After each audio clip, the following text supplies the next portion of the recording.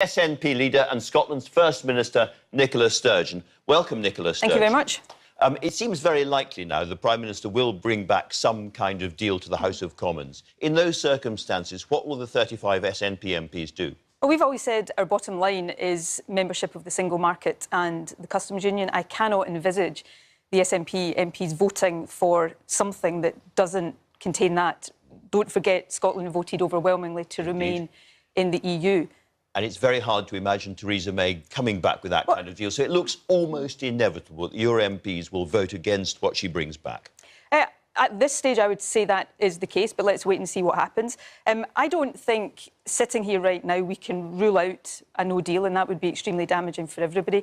But what I suspect right now looks most likely is a cobbled-together agreement around the withdrawal issues, including the Northern Ireland backstop, but that is only achieved by fudging all of the issues about the future relationship. So it will be the kind of waffle and fudge. So we will have what some people have been calling a blind Brexit, where the House of Commons is asked to effectively rubber stamp the UK leaving the EU without anybody having any idea what the future relationship is going to look like. And I think that is almost as unacceptable as no deal at all, because it would continue all of the uncertainty that businesses and others are suffering right now.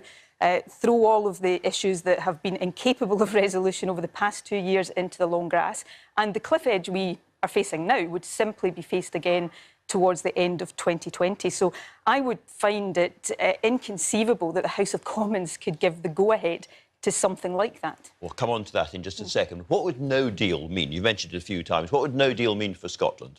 Well, no deal for Scotland would mean all of the same horrific things that it would mean for the rest of the UK. You know, we have heard over recent weeks talks about medicines shortages, food shortages, aeroplanes being grounded, gridlock at ports. That is unthinkable. And, you know, I really do think at this late stage, whatever Theresa May brings back or doesn't bring back, there must be a real determination on the part of all political parties to avoid that happening. I've said in the last couple of weeks that if that means requesting an extension to Article 50, that should be on the table. But what I think is really important is that the House of Commons and the country as a whole really doesn't allow itself to get into the position of fire or frying pan, where Theresa May says, well, the deal I've brought back is as good as I can do. Nobody really knows what the future relationship is going to be like. It's outside the single market and customs union, but you've got to accept that because there's no deal. That is the problem that your MPs have. Well, but our MPs, if we're in that situation, our MPs will try to bring forward proposals to stay in the single market and the customs union. We will push for the extension of Article. Well, we've heard that for 2 years. I accept that has been the case for the last 2 years. But if people start to face the reality of that precipice of a no deal, then I do think sensible options have to come back on the table. You've got, I think, £27 million to prepare for no deal. What kind of things have you been spending the money on? Well, we're preparing right across all of the responsibilities of the Scottish Government as well as we possibly can. So the health... Just give people watching a few concrete examples. Well, for example, the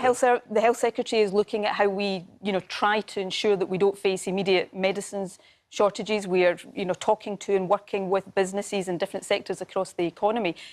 And we will continue to do that, and we absolutely accept the responsibilities we've got here. But the UK government, the Prime Minister, is in the driving seat of this, and it's trying to prepare for things almost with one or perhaps two hands tied behind our back. But knowing what Scotland would be facing in the event of no deal, your MPs would still vote against a deal. No, I don't accept that is the choice that the House of Commons have. But that, we simply cannot have a situation which I described a moment ago as fire or frying pan. I think in those circumstances, MPs of all parties, sensible MPs of all parties, should come together and look at the alternatives. No doubt the calls for a second referendum would grow in those circumstances, and I've said before we would not stand in the way of a second referendum, the so-called people's vote. I think the SNP MPs would undoubtedly vote for they would. That That's proposition. A very important moment, because they are a very important bloc in the House of Commons. We would, of course, want to talk to people about how we ensure that Scotland doesn't end up in the same position all over again, where we voted to remain in the EU but find ourselves facing exit completely against our will. But the important point here is that the country, Scotland or the UK as a whole, can't find itself in the situation where it's a really bad outcome or a worse outcome. There has to be space for common sense and calm consideration of the best outcome. So let's be absolutely clear. If there is a vote for another Brexit-related referendum across the UK, the SNP MPs will vote for it. I would expect the SNP MPs to vote for that if that comes to a vote in the House of Commons. And as you say, the danger, I suppose, for the SNP is that you get the same kind of result as we had last time. Scotland votes to stay inside the EU, England votes the other way, most of it, and Scotland is then, in your view, ignored. So how can you get some kind of guarantee that you get another independence referendum? We'll look at all options around that. But, of course, the fundamental issue here for Scotland is that the reason we can have change like this imposed on us against our will is that we're not an independent country in charge of our own destiny. So a second EU referendum, I think the case for that, the arguments for that are understandable, but we have to be absolutely clear it's not the real solution to the fundamental problem Scotland finds itself in, where our voice is not heard, not just on the vote in 2016, but since the vote in 2016, you know, our call for sensible compromise options have been cast aside. The UK government's even taken the Scottish Government to court over trying to protect the powers of the Scottish Parliament. If you're looking for some kind of political guarantees in that circumstance, there is nobody who can give it to you, is there? I mean, Theresa May can't and won't. Jeremy Corbyn. That's why I'm being pretty frank, that while SNP MPs may well vote for that proposition, it's not the fundamental solution to Scotland's problem. Now, we can try to find ways. Before the 2016 referendum, I put forward the proposal for the double lock, where the UK could only leave the EU if all four of the countries of the UK voted for that. That was bristly rejected by London. But the more these compromise options that are put forward by the SNP or the Scottish Government are, to use your term, briskly rejected, the more, I guess, and we see it in opinion polls today, the more people in Scotland will conclude that the only option here is actually to take our future into our own hands and become independent.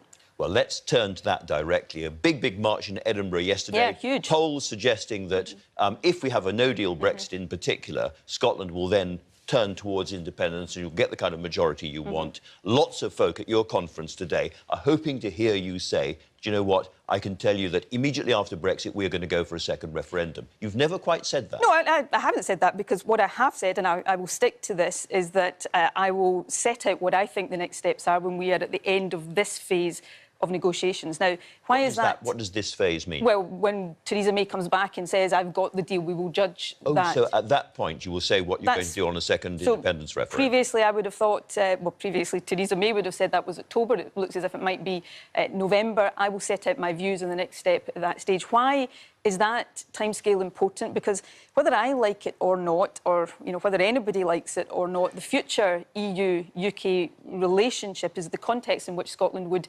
decide that question of independence. So it will shape some of the answers to questions people have. So it's great for me to be sitting here on the first day of my party conference with polls, a number of polls today showing support for independence rising.